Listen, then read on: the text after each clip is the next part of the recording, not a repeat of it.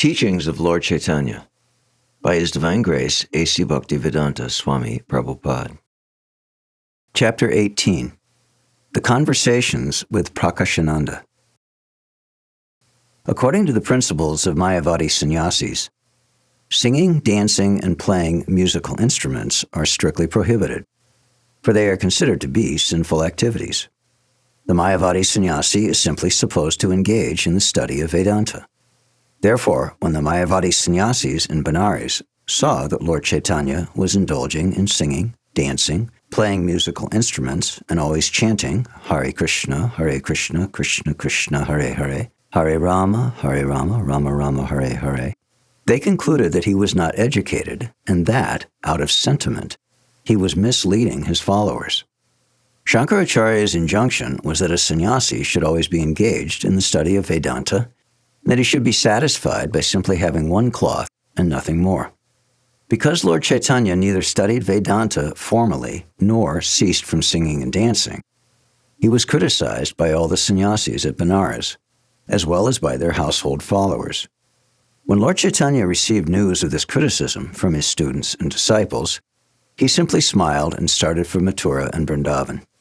When he returned again to Benares on his way from Mathura to Jagannath Puri, he stayed at the house of Chandrasekhar, who was considered a Shudra because he was a clerk.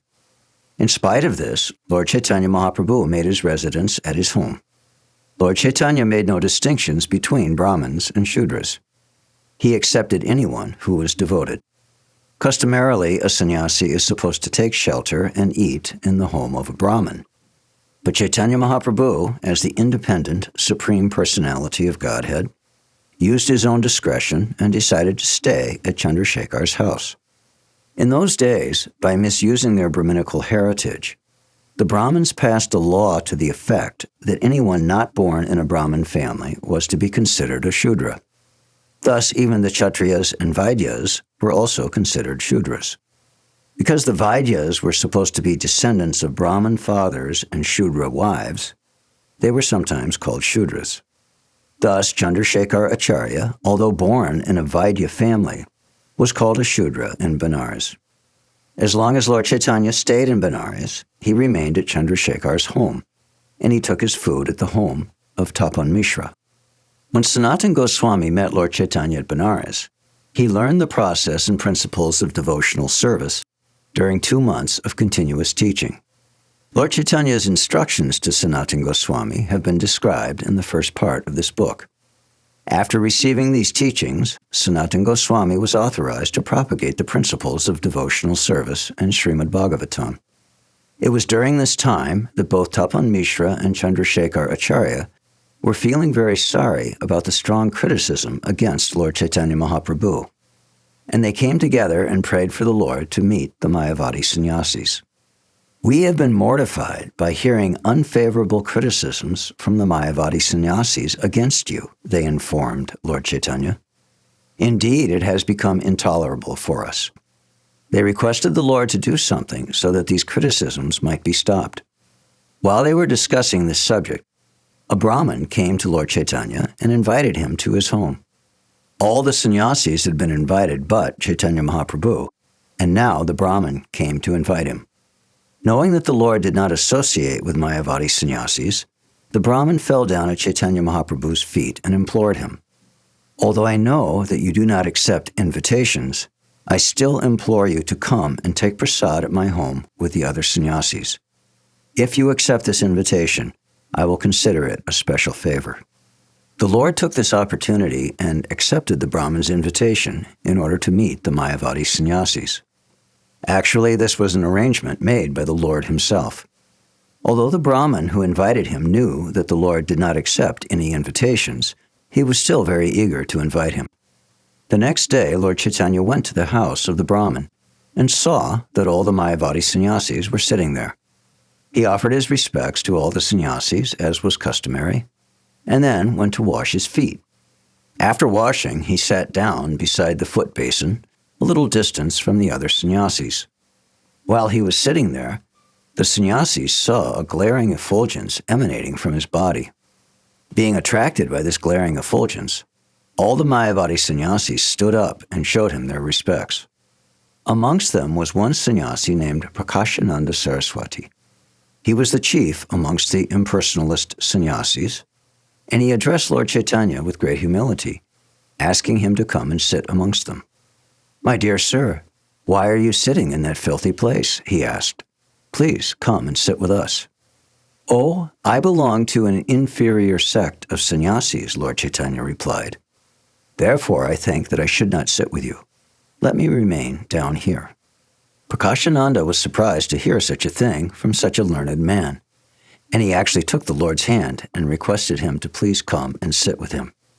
When Lord Caitanya was finally seated amongst them, Prakāśānanda Saraswati said, "I think your name is Sri Krishna Chaitanya, and I understand that you belong to our Mayavadi sect because you have taken sannyas from Keshava Bharati, who belongs to the Shankaracharya Sampradaya. According to the Shankara sect, there are 10 different names for sannyasis.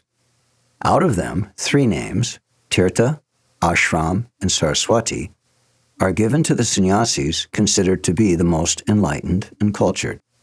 Since Lord Caitanya was a Vaishnava, he was naturally humble and meek, and he wanted to give the better sitting place to Prakāśānanda, who belonged to the Saraswati Sampradaya. According to Shankara's principles, a brahmachari of the Bharatic school is called Chaitanya. However, although Sri Krishna Chaitanya Mahāprabhu took sannyas, he kept his brahmachari name and did not take up the title of Bharati. "Well, sir," Prakāśānanda Saraswati continued, "you belong to our Shankara sect, and you are living in Benares. So why don't you mix with us? What is the reason?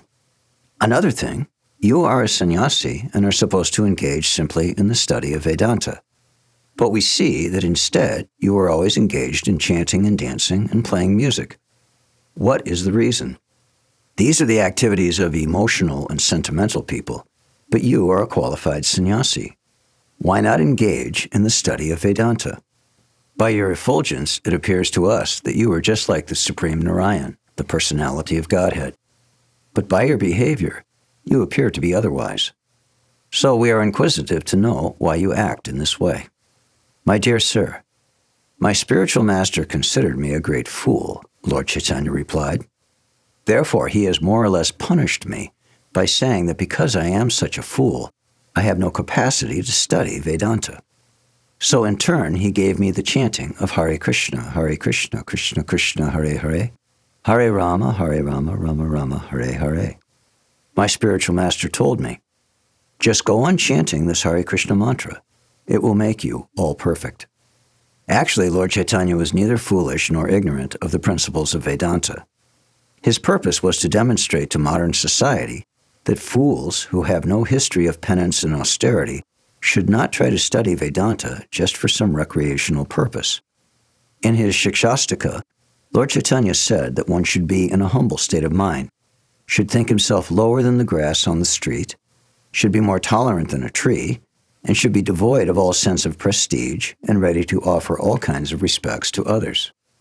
In such a state of mind, one can chant the Vedanta philosophy or the holy name of God constantly. The Lord also wanted to teach that a serious student of transcendental science should follow the words of his spiritual master. According to the calculations of the spiritual master, Lord Caitanya appeared to be a fool. Therefore he said that he should not indulge in the study of Vedanta, but should continue chanting the Hare Krishna mantra. Lord Caitanya strictly obeyed this order. In other words, Lord Caitanya impressed on the Mayavadis that the words of a bona fide spiritual master must be strictly followed. By following them, one becomes perfect in all respects. Vedanta indicates that the last word of Vedic knowledge is the understanding of Krishna. Vedascha sarvair aham eva vedyo, Vedanta krid vedavid eva chaham. By all the Vedas am I to be known. Indeed, I am the compiler of Vedanta, and I am the knower of the Vedas. When one actually comes to understand the Vedanta, he comes to know Krishna and his relationship with Krishna. One who understands Krishna understands everything. The knower of Krishna is always engaged in the transcendental loving service of Krishna. This is confirmed by the Lord himself in Bhagavad Gita. Aham sarvasya prabhavo mata sarvam pravartate iti madva bhajante mam buddha bhava samanvita. I am the source of all spiritual and material worlds. Everything emanates from me. The wise who know this perfectly engage in my devotional service and worship me with all their hearts.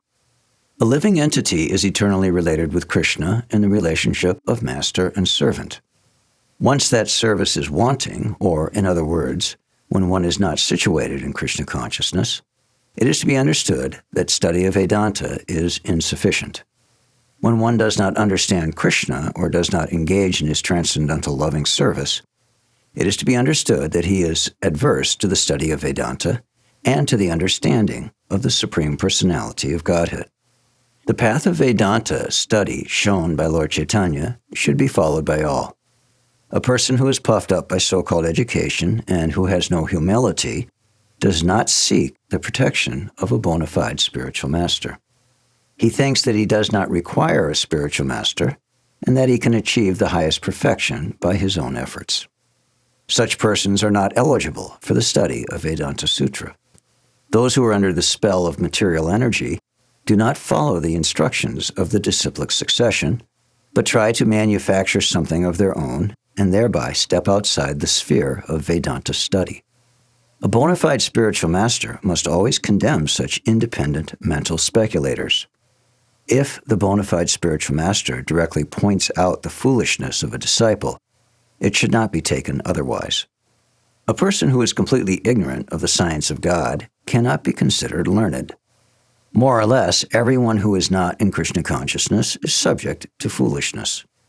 Sometimes we display our foolishness by accepting someone who is barely educated as a spiritual master. It is our duty to understand the Supreme Personality of Godhead, whose lotus feet are worshipped by all the Vedas. One who does not understand him and is proud of a false understanding of Vedanta is actually a fool. Mundane attempts at academic knowledge are simply another type of foolishness. As long as one cannot understand the cosmic manifestation as a representation of the three modes of material nature, he must be considered to be in the darkness of inebriety and caught in the duality of this material world. A person who is in perfect knowledge of Vedanta becomes a servitor of the Supreme Lord, who is the maintainer and sustainer of the whole cosmic manifestation. As long as one is not transcendental to the service of the limited, he cannot have knowledge of Vedanta. As long as one is within the limited jurisdiction of fruitive activities, or is involved in mental speculation, he may perhaps be eligible to study or teach the theoretical knowledge of Vedanta Sutra, but he cannot understand the supreme, eternal, transcendental, completely liberated vibration of Hare Krishna, Krishna Krishna, Hare Hare, Hare Rama, Rama Rama, Hare Hare. One who has achieved perfection in chanting the transcendental Hare Krishna vibration does not have to separately learn the philosophy of Vedanta Sutra. According to the teachings of Chaitanya Mahāprabhu, the bona fide spiritual master, those who do not understand the transcendental vibration as being non-different from the Supreme, and who try to become Mayavadi philosophers or experts in Vedanta Sutra, are all fools. Studying Vedanta Sutra by one's own efforts, the ascending process of knowledge, is another sign of foolishness. He who has attained a taste for chanting the transcendental vibration, however, actually attains the conclusion of Vedanta. In this connection, there are two verses in Srimad Bhagavatam which are very instructive. The purport of the first is that even if a low-caste person is engaged in chanting the transcendental vibration, it is to be understood that he has performed all types of renunciation, austerities, and sacrifice, and has studied all the Brahma Sutras. Thus one can be able to chant Hare Krishna, Krishna Krishna, Hare Hare, Hare Rama, Rama Rama, Hare Hare. The purport of the second verse is that one who chants the two syllables Ha-Ri must be considered to have studied all the Vedas, the Rig Veda, Atharva Veda, Yajur Veda, and Sama Veda. On the other hand, there are many so-called devotees who think Vedanta is not meant for devotees. Such people are ignorant of the fact that Vedanta is the only platform of pure devotees. All the great acharyas of the four Vaishnava Sampradayas have made commentaries on the Vedanta Sutra, but the so-called devotees known as Prakrita Sahajya carefully avoid the study of Vedanta Sutra. The Prakrita Sahajas mistakenly take the pure devotees and Vaishnavacharyas to be mental speculators or fruitive actors. Consequently, they themselves become Mayavadis and leave the service of the Supreme Lord. Understanding the Vedanta Sutra by academic knowledge never enables one to understand the value of the transcendental vibration. People who are entangled in academic knowledge are conditioned souls who are confused about the facts of I, mine, and my understanding. Consequently, they are unable to detach their minds from the external energy. When a person actually attains transcendental knowledge, he becomes free from this duality and engages in the transcendental loving service of the Supreme Lord. The Lord's service is the only means by which one can become detached from material activities. A person properly initiated by a bona fide spiritual master and engaged in chanting Hare Krishna, Krishna Krishna, Hare Hare, Hare Rama, Rama Rama, Hare Hare, gradually becomes freed from the conception of I and mine, and becomes attached to the Lord's transcendental loving service in one of the 5 transcendental relationships. Such transcendental service is not a subject matter for gross and subtle bodies. Only when one can understand that there is no difference between the Supreme and His name can one be situated in Krishna Consciousness. At such a time, one no longer needs to make grammatical adjustments. Rather, one becomes more interested in petitioning the Lord. Hare Krishna, O my Lord, O energy of the Lord, please engage me in your service. Lord Caitanya explained all this to Prakāśānanda Saraswati and told him that he had heard all this from his spiritual master. He further informed Prakāśānanda Saraswati that his spiritual master had taught him that Srimad Bhagavatam is the actual commentary on Vedanta Sutra, as stated in Srimad Bhagavatam by Vyasadeva, the author of Vedanta Sutra. A student is to be considered perfected when he understands the identity of the holy name and the Supreme Lord. Unless one is under the shelter of a realized spiritual master, his understanding of the Supreme is simply foolishness. However, one can fully understand the Transcendental Lord by service and devotion. When Lord Caitanya offenselessly chanted the Hare Krishna mantra, he declared that the mantra could at once deliver a conditioned soul from material contamination. In this age of Kali, there is no alternative to chanting this Maha Mantra. It is stated that the essence of all Vedic literature is the chanting of this holy name of Krishna. Hare Krishna, Krishna Krishna, Hare Hare. Hare Rama, Rama Rama, Hare Hare. Lord Caitanya also told Prakāśānanda Saraswati, in order to convince me about this essential fact of Vedic knowledge, my spiritual master has taught me a verse from Brihan Naradiya Purana. Hare Nama, Hare Nama, Hare Nama Eva Kevalam, Kalo Nasteva, Nasteva, Nasteva, Gatir Anyata. In this age of quarrel and hypocrisy, the only means of deliverance is the chanting of the holy name of the Lord. There is no other way, there is no other way, there is no other way. In 3 out of the 4 millenniums, namely Satya Yuga, Treta Yuga, and Dwapara Yuga, people had the honor to be able to understand transcendence through the path of disciplic succession. However, in the present age, people have no interest in the disciplic succession. Instead, they have invented many paths of logic and argument.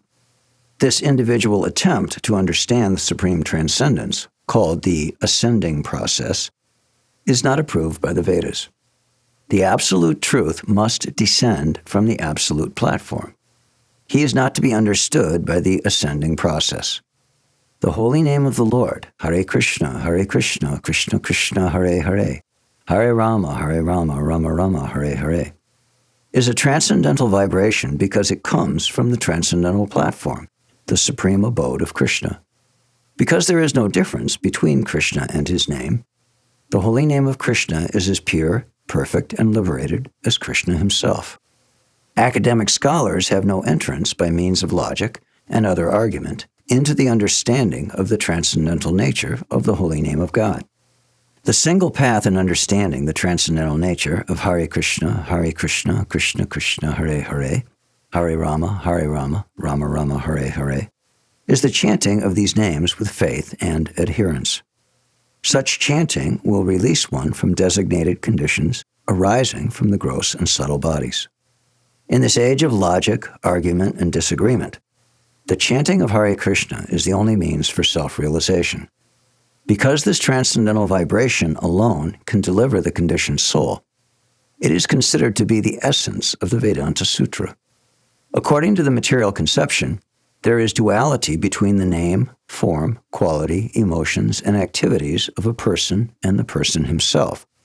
But as far as the transcendental vibration is concerned, there is no such limitation, for it descends from the spiritual world. In the spiritual world, there is no difference between the name of the person and the quality of the person. Of course, in the material world, there is a difference. Because the Mayavadi philosophers cannot understand this, they cannot utter the transcendental vibration. Lord Caitanya then told Prakāśānanda Saraswati that because he received the order from his spiritual master, he was constantly chanting Hare Krishna, Krishna Krishna, Hare Hare, Hare Rama, Rama Rama, Hare Hare. As a result of this chanting, the Lord said, I sometimes become very impatient and cannot restrain myself from dancing and laughing or crying and singing. Indeed, I become just like a madman. When I first wondered whether I had become mad by chanting this Hare Krishna, Krishna Krishna, Hare Hare, Hare Rama, Rama Rama, Hare Hare, I approached my spiritual master and informed him that I had gone mad by chanting Hare Krishna, Krishna Krishna, Hare Hare, Hare Rama, Rama Rama, Hare Hare. Thus I asked him what was my actual position. In the Narrated Pancharatra, it is stated, Esho Veda Sad Angani, Chandamshi Vividha Sara, Sarvam Astak Sharantastam, Yachchanyad Apivan Mayam, Sarva Vedanta Sarata, Samsaranava Tarana. All Vedic rituals, mantras, and understanding are compressed into 8 words. Hare Krishna, Krishna Krishna, Hare Hare. Similarly, in the Kali Santarana Upanishad, it is stated, Hare Krishna, Krishna Krishna, Hare Hare, Hare Rama, Rama Rama, Hare Hare. Iti Sodakshakam Namnam, Kale Kamasa Nashanam, Nata Parataropaya, Sarva Vedeshu Drishyate. The 16 words, Hare Krishna, Krishna Krishna, Hare Hare, Hare Rama, Rama Rama, Hare Hare, are especially meant for counteracting the contaminations of Kali. To save oneself from the contamination of Kali, there is no alternative but the chanting of these 16 words. Lord Caitanya informed Prakāśānanda Saraswati that when his spiritual master understood him, he said, it is the transcendental nature of the holy names of Hare Krishna, Krishna Krishna, Hare Hare, Hare Rama, Rama Rama, Hare Hare, to transport a man into spiritual madness. Anyone who sincerely chants this holy name very soon attains elevation to the platform of love of God and becomes mad after God. This madness arising from love of God is the first perfectional stage for a human being. Generally, a human being is interested in religion, economic development, sense gratification, and liberation. But love of God is above all these. A bona fide spiritual master chants the holy names, Hare Krishna, Krishna Krishna, Hare Hare, Hare Rama, Rama Rama, Hare Hare. And the transcendental sound vibration enters into the ear of the disciple. And if a disciple follows in the footsteps of his spiritual master and chants the holy name with similar respect, he actually comes to worship the transcendental name. When the transcendental name is worshipped by the devotee, the name himself spreads his glories within the heart of a devotee. When a devotee is perfectly qualified in chanting the transcendental vibration of the holy name, he is quite fit to become a spiritual master and to deliver all the people of the world. The chanting of the holy name is so powerful that it gradually establishes its supremacy above everything in the world. The devotee who chants it becomes transcendentally situated in ecstasy, and sometimes laughs, cries, and dances in his ecstasy. Sometimes the unintelligent put hindrances in the path of chanting this Mahamantra, but one who is situated on the platform of love of Godhead chants the holy name loudly for all concerned. As a result, everyone becomes initiated in the chanting of the holy names. Hare Krishna, Krishna Krishna, Hare Hare. Hare Rama, Rama Rama, Hare Hare. By chanting and hearing the holy names of Krishna, a person can remember the forms and qualities of Krishna.